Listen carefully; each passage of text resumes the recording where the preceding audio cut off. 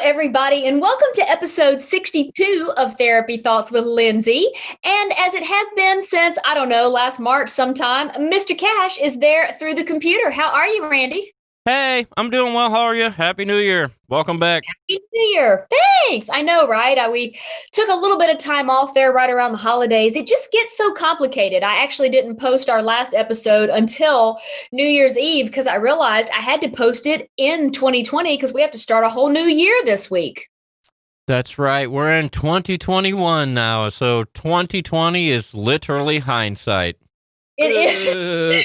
It is literally hindsight. You are correct. And, I'm not saying that everything about 2020 was awesome, but I had a really interesting discussion with someone earlier today talking about in every really dark time, there are a lot of opportunities and there is light to be found if you're willing to look at it. And I thought that was really profound because I do think that there have been good things to come out of the year, but I never want to see anyone suffer and I never want to see anyone have, really bad things happen to them. So I'm not glossing over the stuff that's not so great, but I am grateful for a lot of things and hopeful that we can start this new year on a good foot.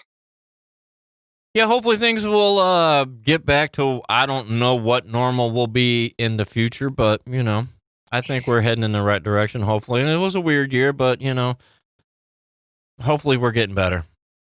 Yeah, absolutely. And I do think that, I'm going to always bring it back to the relational components of things, how connected you feel to other people, how able are you to really connect to the things that matter to you. And I really have heard a lot of that, especially over the holiday season this year. I heard a lot of people talking about, giving great gratitude and showing that and just expressing, what they were able to do versus what they weren't, because it has been a bit challenging at times. I know that. Not for everyone. I understand that, but for a lot of people. So anyways, I say all of that to say, did you give any thought to your word for this year? Have you thought much about what it might be? Yeah, I've been thinking about it a little bit here. And I'm still kind of on the transcend things. I feel like that's my life's journey because I'm still trying to keep climbing, and elevating myself and how I behave and how I treat other people. And my number one thing and going into this year again is I want to leave a positive impact everywhere I go. There you go. I like that. And the idea of transcending, it's like maybe the longer version of that is I want to leave a positive impact wherever I go. I really enjoy the idea of coming up with a word or a phrase or a quote or like a kind of overarching theme of the year versus a New Year's resolution. I do have clients that still want to set those resolutions, and I'm not anti-resolution, but I do feel like the idea of a New Year's resolution sometimes sets us up for high expectations and the potential to feel like we're failing at something. So that's the reason I have shifted my view from the resolutions into more of a theme or a word or a guide or something along those lines. And I don't know, for me, it feels a bit less restrictive and a bit more freeing. And I'm hopeful that as we continue moving through this episode today, it'll make a little bit more sense about how it can even be applied to your relationship. I know I talk a lot about applying a word or a phrase or a quote to your life, but have you ever thought about actually applying one to your relationship?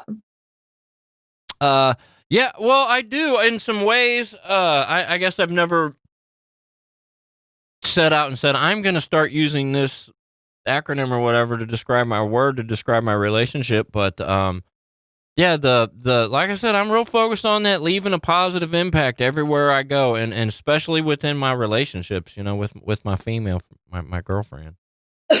So let's use that as an example, right? Like maybe that theme of leaving a positive, mark on the world wherever you go could be somehow, kind of transcended into the relationship itself, where if either of you feel like you're getting off track, or if it feels like maybe you're not leaving so much of that positive, aspect in the world that you want to, maybe they can say something, hey, Randy, you kind of seem like you've gotten off track a little bit, or weren't we saying that we wanted to have that same team mentality? That's what I use a lot, and that idea of anytime we get off track, being able to bring it back to the same team idea.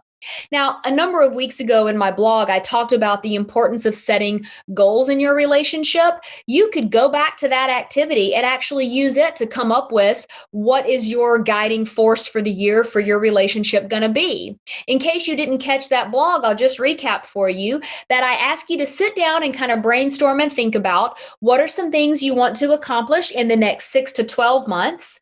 What are some things you want to accomplish in the next 3 to 5 years? And what are some things you want to accomplish in the next 10 plus years? And I'm not asking you to write them down as these hard and fast rules that say I have to reach this and there's no other option. But again, it's a way to sort of guide yourself into a direction. So let's say, for instance, that you write down in your yearly goals that you want to work on your relationship communication. And maybe as you're talking about it with your partner, y'all decide that, healthy communication or communication is going to be your guide or your goal or your overall theme.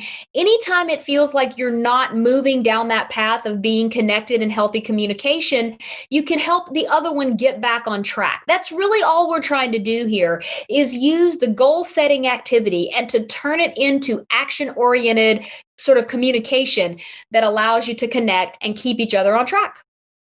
Your whole, hey, same team expletive word that I'm not going to use. Right. Because, I can't say that word, dude. It's so perfect. Mm-hmm. Same team. I agree. I would change it like same team, dude. Same team. Let me tell you why the same fucking team works. And I'll say it, you don't have to. Here's why it works. Because I also talk a lot about the importance of creating pattern interrupts in your brain. Something to jolt you out of the moment when it feels like you're spiraling and nothing is getting accomplished. When you use a word that might be very intense or sort of taboo in nature, or you do something to interrupt the pattern in your brain, it actually makes it easier to reset.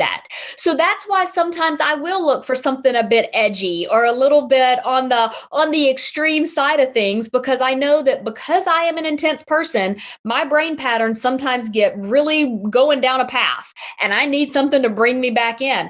And I will also give you a warning that sometimes when your significant other wants to bring you back to the center and help you reset, you may not like it very much. I know as much as I appreciate that we have that same team idea, if I'm really going down a path and just wanting to be upset about something, and all of a sudden they say to me like, okay, but SFT, like, come back. There's a part of me that's like, but I don't want to stop. Like, cause you want to be right or you want to whatever, but it works because it interrupts my pattern. It makes me slow down. And then within a few minutes, I'm like, okay, you know what? They're right. Let me take a deep breath. Let me work it out. Let's go. Let's do a hug. Let's do something to reset. And so that's all I'm asking people to think about is what is something that will interrupt the pattern in your brain. Everyone may not be as stubborn as me. So you may not need something quite as extreme as an expletive to be part of your word. That's fine. But you need something that both of you can agree on that will help you get back on track when you feel like you're getting off track. That's really the whole key to the whole thing.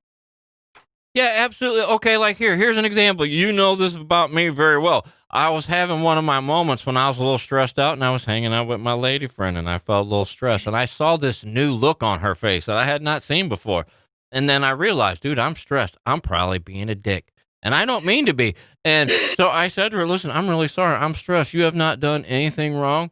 And just understand I'm having a moment. It's me. But if I had not noticed that new look, there would have been nothing there to tell me and let me know that, hey, dude, you might want to tone it back a little bit because, you're somewhat taking your frustrations out on me. Actually, that's a really good observation. And I think that because you are a very intuitive person, and I think you're good at picking up on like social cues and body language, that probably works as a pattern interrupt for you. The idea would be let's take that and see if there's a way that we could create some sort of a word or a phrase or almost like a code word or like a safe word almost. Yeah, that she could say to kind of bring you back to center anytime you're getting off. But I really appreciate that you've done a lot of work to figure out how to keep your relationships from spiraling out of control. And I think that's awesome.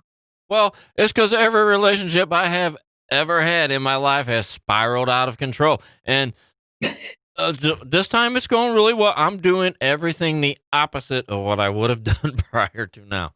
This is probably a good plan. And not to say that everything you've ever done in relationships was wrong or bad, because you got to remember that in a relationship, anything that works, anything that doesn't work, it is a mirror that can allow you to learn a lot more about yourself and how you're showing up in the world, if you choose to let it be that. And I think this is a perfect example, not to like therapy you and throw you under All this right. therapy, but I'm about to, because I think this is an example of how you've really done that. You've looked at those past experiences. You've asked yourself, is that really how I want to show up in the world? And if it is, fabulous. But if it isn't, then maybe you're shifting it. And I think that process of shifting, not only does it take some time, but if you do it and you do the work, it starts to become consistent and it starts to really have good effects and good outcomes.